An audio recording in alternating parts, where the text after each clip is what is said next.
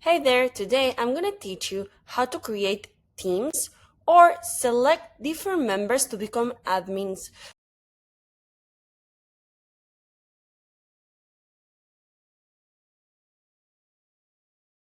You're going to start by going into the users. Here you're going to see all the users, and if you want to change someone to admin, you can do it.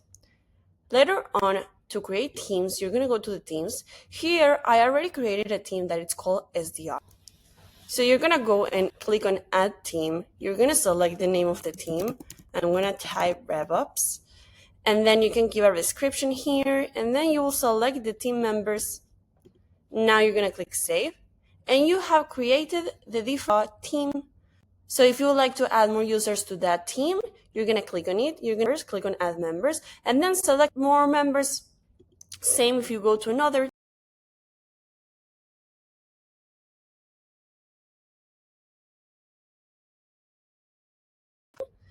Or if you would like to remove one person from this team, you hover over the name and then you have this little trash that can help you delete this team member from this specific team.